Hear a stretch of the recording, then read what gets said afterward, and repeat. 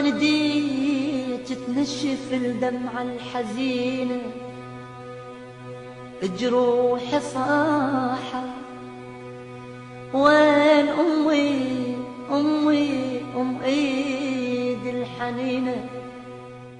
أم سعد امرأة مسنة تفترش الطرقات وإشارات المرور بعد أن طردها ولدها الوحيد إرضاء لزوجته.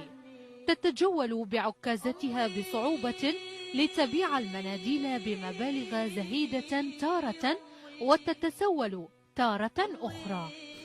لا مرتي قالت له لو أمك لو أنا طردتني الساعة بالوحدة من الليل، هاي استعفي لي العباس وما ندي، وظليت طقيتها مشي من البنزين خانة، رحت للسيطرة مثل هذول الأولاد قلت لهم يمه أنا مطرودة، قالوا صدق كذب اقعدي يمني.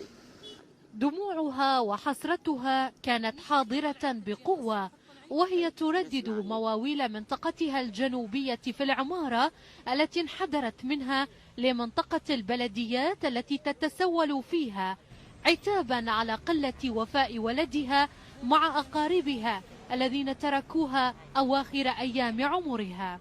يقول ربيتكم والبايدين يا يمه مثل اللعب بقطندين، ويا ولد يا مايل بعيني يا يمه قصر ويا يمه قصر ما قصر.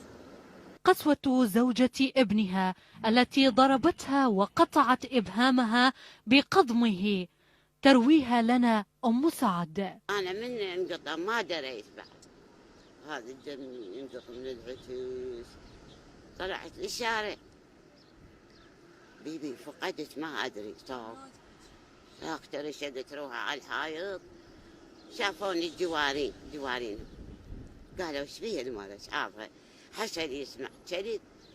قساوة الابن وزوجته جعلت من هذه المرأة المسنة ضحية تفترش الطرقات وتلملم رزقها في الشوارع وإشارات المرور، مسدلة الستارة على عمر كامل ذهب هباء